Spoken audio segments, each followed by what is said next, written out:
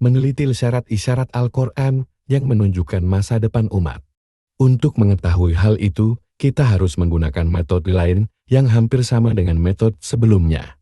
Bedanya, metode ini membutuhkan kejelian dalam telah dan penyelaman lebih dalam lagi di dasar samudera Al-Quran. Cara seperti ini tentu saja lebih sulit daripada metode sebelumnya.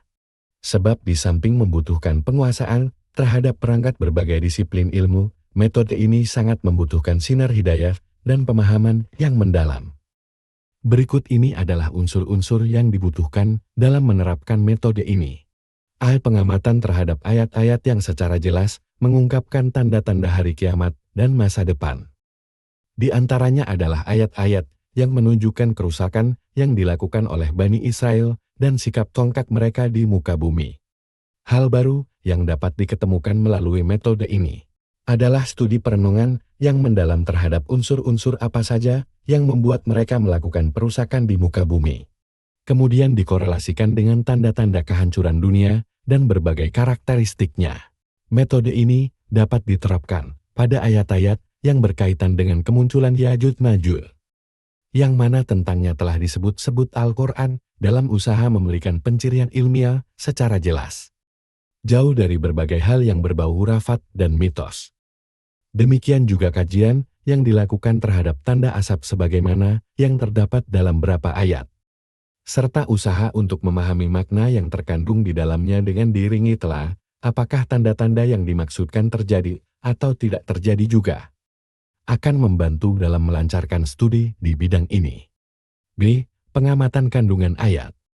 Pengamatan ini lebih sulit lagi dari metode sebelumnya karena membutuhkan pengamatan yang lebih jeli, yaitu dengan menggunakan perangkat metode dilalah al-iqtidah menggali makna-makna tersirat, atau dilalah al-isyarah untuk mengetahui tanda-tanda hari kiamat yang tersirat dalam Al-Quran.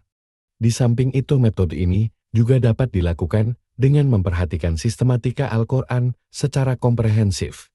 Apakah itu yang berkaitan dengan struktur kalimatnya, urutan suratnya, maupun urutan ayatnya. Contoh, isyarat terhadap kaum Ad yang dapat di dalam Al-Quran menyiratkan adanya kaum Ad yang lain, yang akan muncul untuk beberapa kalinya dalam sejarah perjalanan manusia. Demikian juga dengan fenomena kerusakan yang terjadi di laut dan di bumi. Jika diperhatikan, fenomena kerusakan ini tergambarkan dalam surat Ar-Rum. Sedangkan bangsa Romawi Barat saat ini merupakan bangsa yang menentukan perputaran bola dunia agar sesuai dengan hawa nafsu dan syahwat mereka, yang mengakibatkan kerusakan yang merata di laut dan di bumi. Mungkin saja ayat-ayat yang terdapat dalam surat Ar-Rum menunjukkan ketidakseimbangan neraka sendi-sendi kehidupan, serta aturan-aturan yang berlaku di muka bumi, akibat perusakan yang dilakukan manusia, yang utamanya dilakukan oleh bangsa Romawi. Di antara tanda-tanda hari kiamat lainnya adalah ayat-ayat yang menunjukkan runtuhnya tirai langit, dan sudut pandang manusia terhadap tirai ini yang mereka sangka sebagai mendung tebal. Di antaranya juga adalah ayat-ayat yang berkaitan dengan cara penimpaan azab ilahi, berbagai kejadian di masa depan, serta peringatan dini yang pernah disampaikan Rasulullah Shallallahu Alaihi Wasallam terhadap peristiwa-peristiwa yang belum terjadi hingga saat ini. Demikian juga dengan penjelasan sikap dan pandangan para penyokong kebatilan terhadap para pembela kebenaran, serta keinginan mereka yang begitu kuat untuk menghalangi para pembela kebenaran untuk mempengaruhi opini publik.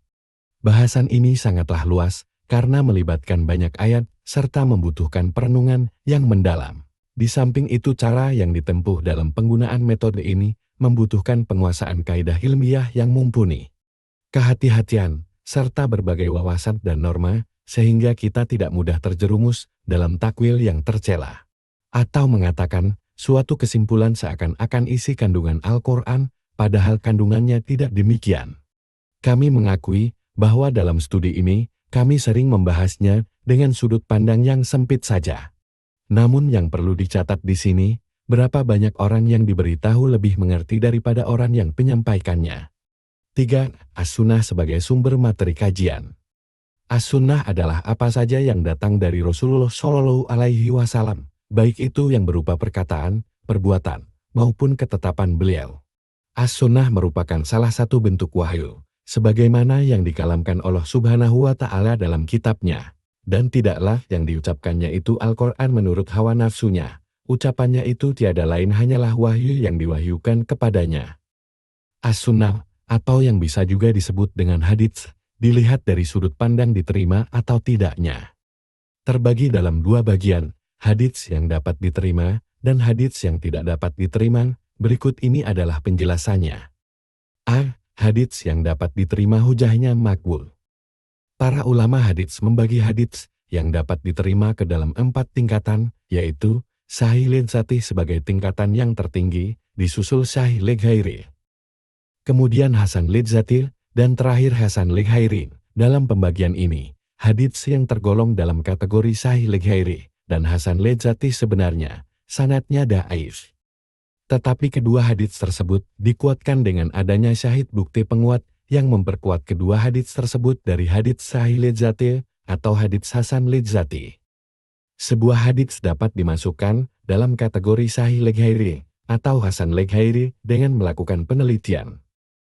Maksudnya, hadits tersebut bisa dijadikan pegangan karena adanya hadits-hadits lain yang dapat menutupi cacatnya atau karena ada sanad lain yang memperkuat sanadnya, yang menunjukkan keaslian dan kesamaan tema hadits tersebut, sehingga hadits tersebut dapat dijadikan hujah.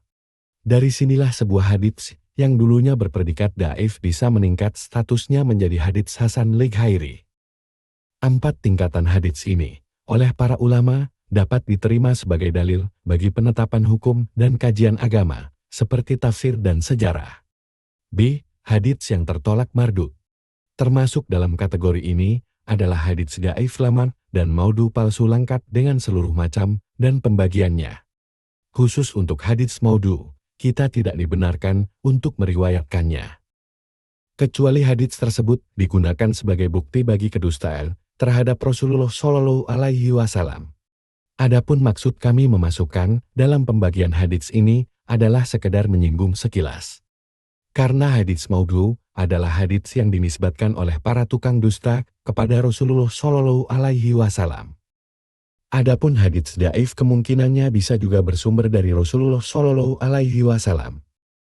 Hanya saja cacat hadits tersebut lebih terletak pada matan, sanad, atau kedua-duanya sekaligus. Apabila suatu berita yang antara benar dan tidaknya sama nilainya, maka meninggalkan kabar tersebut adalah lebih utama daripada menerimanya, demi menjaga agama dari tambahan-tambahan yang tidak diperlukan. Para ulama melarang periwayatan hadits dhaif kecuali jika dalam masalah al-fadail keutamaan untuk memberikan keringanan. Lebih-lebih apabila diketemukan bukti lain yang menunjukkan dalil umum terhadap tema hadits dhaif tersebut, dan memungkinkan meletakkan tema umum hadits dhaif tersebut di bawah tema besar yang didasarkan pada dalil yang sahih. Demikian pembagian hadits secara umum dengan dua bagian besarnya. Sedangkan dalam metode kami, dalam melakukan kajian ini, kami hanya berpegangan pada hadits yang makbul dan tidak memakai hadits dhaif. Kecuali hanya beberapa hadits saja dengan menggunakan syahid yang juga digunakan oleh para salafus salih. Itu pun dengan salah satu syarat, yaitu apabila diketemukan tema umum yang didasarkan pada hadits sahih dan memungkinkannya untuk menautkan tema tersebut di bawah tema hadits tersebut. Di samping itu penggunaan hadits ini lebih didasarkan hanya untuk mempermudah dengan mencantumkan bahwa hadits tersebut adalah dhaif. 4. Atsar. Atsar dapat didefinisikan sebagai perkataan yang diriwayatkan dari para salafus halis dari generasi sahabat dan tabi'in. Sumber ini sangatlah banyak dalam masalah kajian tanda-tanda hari kiamat ini. Bedanya, atsar tidak perlu berhati-hati dalam meriwayatkannya sebagaimana kehati-hatian sangat diperlukan dalam meriwayatkan hadits yang dinisbatkan pada diri Rasulullah Shallallahu Alaihi Wasallam. Sebab perkataan Nabi Shallallahu Alaihi Wasallam merupakan ketetapan hukum, sedangkan mendustakannya mengakibatkan masuk neraka. Karakter seperti ini selalu melekat pada hadits Rasulullah Shallallahu Alaihi Wasallam. Hal ini berbeda dengan riwayat-riwayat lain yang tidak bersumber dari Nabi Shallallahu Alaihi Wasallam. Dalam kajian ini kami mempermudah dalam meriwayatkan beberapa atsar yang dinisbatkan kepada para sahabat atau tabi'in. Sebab kebanyakan atsar yang mereka katakan lebih banyak berasal dari ijtihad dan pemahaman mereka terhadap teks yang bersumber dari Rasulullah Shallallahu Alaihi Wasallam adalah hal yang tidak dapat dibayangkan jika para sahabat dan tabiin itu mengatakan perkara-perkara gaib dan masa depan tanpa didasarkan kepada pengetahuan yang mereka dapatkan dari Rasulullah Shallallahu Alaihi Wasallam. Tentu saja hal ini tidak menafikan banyaknya kebohongan dalam periwayatan atsar yang sering dilakukan oleh beberapa kelompok terhadap para sahabat dan tabiin, seperti yang dilakukan oleh kaum Rawafid terhadap Imam Ali radhiyallahu anhu. Untuk itulah kami berusaha seminimal mungkin untuk membeberkan atsar mereka ini dengan hanya mencantumkan beberapa di antaranya dengan pertimbangan. Ada kalanya atsar tersebut didasarkan pada sanadnya yang kuat atau terdapat dalil sahih yang secara global menunjukkan adanya syahid dengan tetap mencantumkan derajat kevalidannya. Kami hanya menyebutkan beberapa di antaranya dalam batas yang sempit guna menjelaskan tema yang terkait. Di samping itu, kami juga mempergunakannya untuk menafsiri beberapa topik bahasan tertentu. Perlu diketahui, metode seperti inilah yang sering digunakan oleh para ulama dalam banyak referensi tafsir, hak istimewa, atau spesialisasi. Sebenarnya ide hak istimewa adalah ide klasik yang menemukan wajah barunya. Dalam kajian ini, yang dimaksudkan hak istimewa adalah adanya anggapan bahwa ada beberapa orang tertentu. Apakah mereka itu kalangan sahabat atau yang lainnya, yang diberi kekhususan oleh Rasulullah Shallallahu Alaihi Wasallam berupa pengetahuan yang tidak diketahui oleh mayoritas umat Islam. Pengetahuan ini hanya beredar di kalangan orang-orang ini. Maksudnya hanya orang-orang tertentu, yaitu para ahli hakikat. Hanya merekalah yang berhak untuk mengetahui pengetahuan ini. Adapun mayoritas umat Islam tidak berhak atau tidak mengetahui akan ilmu tersebut, kecuali hanya isyaratnya saja. Dalam kajian tentang tanda-tanda hari kiamat dan perkara gaib di masa depan, telah ditemukan ide hak istimewa yang diklaim oleh beberapa kalangan. Mungkin bagi kita, kalangan Ahlus Sunnah, ide atau fenomena hak istimewa ini tidak banyak memberikan arti. Sebab tidak seorang pun dari para ulama kita yang mengklaim hak itu dalam bidang kajian ini. Ide ini hanya berlaku terbatas di kalangan Syiah, aliran kebatinan, serta kelompok sufi ekstrem yang justru memperlihatkan bahwa mansab yang mereka anut itu salah. Bagi kalangan mereka, fenomena hak istimewa ini merupakan hal yang wajar dan alami. Namun di masa sekarang ini, dan di tengah kondisi umat yang sedang lemah, fenomena ini mulai menjalar di ranah pemikiran kajian as-sunnah dan banyak ditemui di berbagai literatur yang ditulis oleh orang-orang yang mengaku dari kalangan Ahlus Sunnah. Di samping itu fenomena atau ide ini mulai merebak dari yang mulanya berbentuk tulisan menjadi bahan pembicaraan tanpa adanya filter yang menyaringnya. Inilah yang mendorong kami untuk sedikit menyinggung masalah ini agar tampak bagaimanakah hakikat yang sebenarnya. Menyangkal berbagai kerancuan yang mereka jadikan sebagai dalil, menyingkap berbagai motif yang berada di balik ide hak istimewa ini, dan berbagai akibat yang membahayakan dari adanya ide seperti ini. Konsentrasi kami dalam menengarai hak istimewa ini lebih mengarah pada eksplorasi yang cukup masif dan merata terhadap ide ini dalam kajian tanda-tanda hari kiamat, fitnah, dan huru-hara akhir masa yang mengakibatkan pada buruknya citra ajaran Nabi Shallallahu Alaihi Wasallam. Khususnya yang berkaitan dengan tanda-tanda hari kiamat, serta propaganda dusta yang justru membuat orang-orang lari dari kajian ini. Atau paling tidak meragukan kebenarannya terhadap hal yang jelas-jelas terbukti dapat diterima. Agar tidak berpanjang lebar, kami katakan di sini. Sesungguhnya beberapa tokoh penting yang menjadi sasaran hak istimewa ini adalah 3 sahabat, Ali bin Abi Thalib, Abu Hurairah, dan Hudzaifah bin Al-Yaman radhiyallahu anhum. Sedangkan tokoh-tokoh di luar kalangan sahabat bertiga yang dijadikan sasaran hak istimewa ini adalah Ahlul Bait dalam setiap generasi. Sebagaimana yang pernah kami nyatakan, bahwa ide hak istimewa ini merupakan virus yang memperburuk citra ajaran Islam, serta memasukkan perkara yang bukan semestinya ke dalam agama. Maka dalam bahasan ini, kami akan membuktikan lemahnya hujah mereka. Pemahaman salah yang mereka anut terhadap beberapa dalil yang mereka utarakan, serta menyingkap kedustaan mereka. Untuk lebih jelasnya, dalam sub bahasan berikut, akan kami ketengahkan apa saja yang menjadi objek hak istimewa yang mereka sematkan kepada 3 tokoh yang kami sebutkan tadi. Berikut ini adalah penjelasannya. 1. Imam Ali bin Abi Thalib radhiyallahu anhu. Imam Ali radhiyallahu anhu adalah tokoh yang paling sering dijadikan objek hak istimewa, dan yang sering dicatut namanya secara dusta oleh orang-orang yang mengaku sebagai bagian dari umat Islam secara terang-terangan, secara lahir. Mereka tampak seperti orang yang tulus membela agama. Sedangkan di dalam batinnya, mereka justru meruntuhkan sendi-sendi ajarannya sebagaimana yang terlihat dari perilaku mereka. Kalangan yang paling banyak mengobarkan hak istimewa ini adalah Syiah. Ini bukan berarti kami bermaksud hendak memperkeruh masalah perbedaan ini, tetapi lebih pada penafian hak istimewa terhadap Imam Ali radhiyallahu anhu serta menutup pintu bagi orang-orang yang hendak mengambil manfaat dari hak istimewa ini.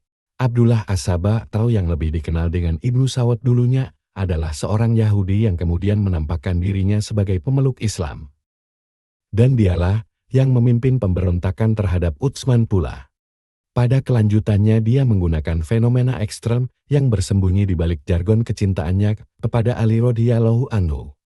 Yahudi satu ini merupakan salah seorang yang paling berbahaya dalam melancarkan strategi provokasi, serta menyebarkan pikiran-pikiran ateis pada masa generasi pertama umat Islam. Dalam usahanya itu, dia bersembunyi di balik jargon kecintaan kepada Ahlul Bait. Sikap ekstrem yang masih tampak pada sebagian kalangan Syiah dan aliran kebatinan hingga saat ini merupakan kepanjangan dan buah pikir dari orang ini. Akan tetapi sepak terjang lelaki busuk sejak awal telah diwaspadai oleh Imam Ali radhiyallahu anhu. Tatkala Abdullah As-Sabah datang kepada beliau dan pura-pura bertanya, "Apakah benar Rasulullah Shallallahu Alaihi Wasallam menghususkan kepada Anda sesuatu?" Dari pengetahuan tentang masalah kehilafahan atau keimaman sepeninggal beliau, maka dengan amat cerdik Imam Ali radhiyallahu anhu berkata kepadanya, "Celakalah engkau ini, beliau tidak pernah memberikan kepadaku suatu ilmu." Kemudian menyembunyikan dari salah seorang dari sahabatnya, "Tetapi aku mendengar Rasulullah Shallallahu Alaihi Wasallam bersabda, sesungguhnya hingga hari kiamat nanti muncul 30 orang yang menjadi tukang dusta, dan sungguh engkau salah satu di antara mereka."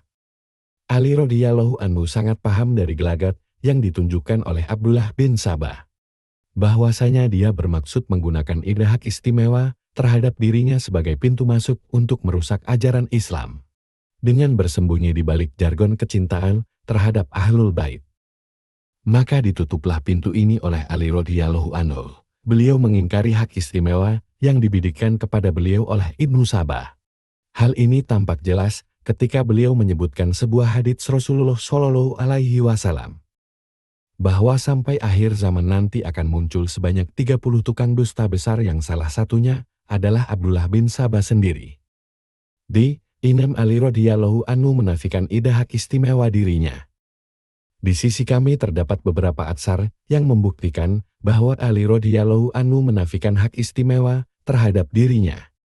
Kami mencukupkan dengan riwayat yang terdapat dalam Sahih Al-Bukhari Muslim, yang menurut kami riwayat-riwayat ini sudah lebih dari cukup membuktikan